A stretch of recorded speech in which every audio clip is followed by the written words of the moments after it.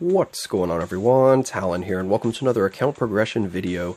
Alright, so it's time for another Tier 2 character, and we're going to be getting Sandman to Tier 2 today. So let's go ahead and take a look at him before we Tier 2 him. So for his skills here, pretty much the only one that I we leveled up to 3rd and the 5th skill, I believe. So we have super armor here, the all defense, and then of course we get that bonus to all attack and all defense and character size. So that's why we're going to level that one up. And then the 5th skill we level up because that doesn't start at a 100% chance. At least I don't think it did. Or else I wouldn't have leveled this all the way up to 6. I'm pretty sure, at least. It doesn't start as a 100% chance to be immune to all damage, so we want to level that up to get that 100% chance. The ISO-8 set, we do a Power the Angry Hulk, get a little bit more damage out of him.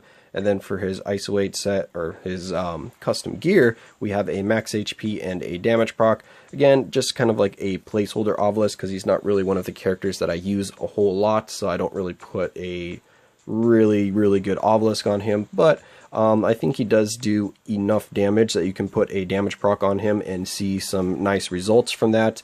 Besides that, you can always go with, of course, invincibility to help out with his survivability. But his survivability is decent if you are playing him manually, because you do have that invincibility, or the immune to all damage on the 5th skill. You get the super armor on the 3rd skill, so you don't get guard broken, and then you can kind of just stun lock the characters with a lot of his multi-hit skills. But for like world boss ultimate or world boss, you're probably going to be having a little bit of issue keeping him alive, because he doesn't have much protection outside of that 3 seconds of immunity, because he doesn't really have any iframes. I think he has just one iframe, and then yeah, it doesn't really have anything outside of that 3 seconds. So yeah, for world boss, he'll be struggling a little bit there. Yeah, so let's go ahead and get him ranked up here. So here we are, and we are going to be ranking him up naturally since I do have the resources here. So let's go ahead and do that. Boom, there we go. All right, Sandman is now at Tier 2. We have a Sand Mass, so let's see what he's getting. He gets a decrease all damage received by 18%. I mean, not too bad, but the 18% seems a little bit low. And then we have increased skill damage by 25% and bonus damage by 30%. So that's pretty nice. He gets a pretty good boost in his overall damage. But that decreased all damage received, I feel like that should be a little bit higher. He is an older character now, so he was... so all of those characters were like the 40, 50, 60% damage reduction wasn't out yet, so that's probably why his 18% is a little outdated now. So hopefully he might get a uniform or something in the future to help him out a little bit. But there we go. So we have Power of this, or Power of Sand. Alright, so now that Sandman is freshly Tier 2, let's go ahead and try him out a little bit and get some gameplay going.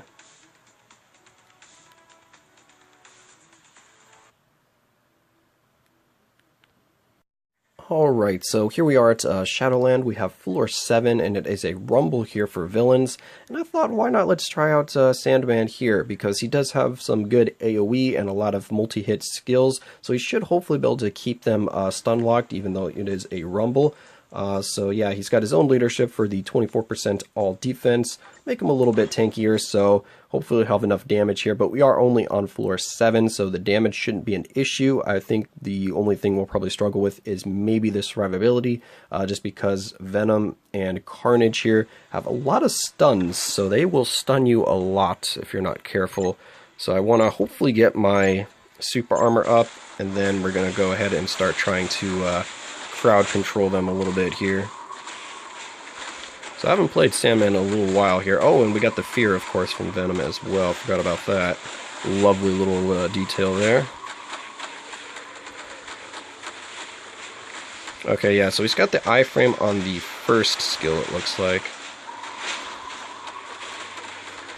So you definitely want to kind of use, it looks like that rotation there. 3rd skill, the 5th skill, and then use the 4th skill, 2nd skill, and then get a little bit more protection from the 1st skill. So yeah, he's doing really well here. Oh, we did get stunned actually. I thought I was in my animation for the 1st skill, but I was not.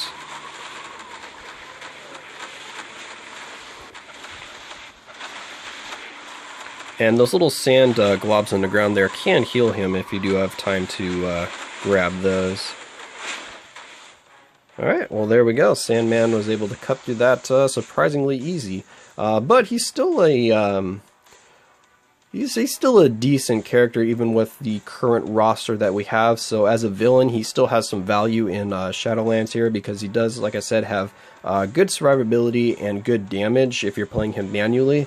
So definitely mainly a Shadowland character. I don't use him, or I haven't really tried him out too much in World Boss. Well, regular World Boss he'll do fine, but World Boss Ultimate, he doesn't really have the damage or survivability there. So pretty much if you're going to tier 2 him, it's going to be probably for Shadowland, maybe get the extra clear in a villain stage, have him as your third character or something like that, but he can be used as a main damage dealer as well. So overall, Sandman, not too bad of a character, so happy to add him to my tier 2 roster. But again, he's mainly just going to be for Shadowland, and if you need a stronger villain character, besides that, I wouldn't really recommend tier 2ing him too early in your account progression. But that's just going to be my thoughts on him here. So hopefully you guys enjoyed, and that's going to be it for this video here. So hopefully you guys enjoyed, and of course I will catch you in the next one.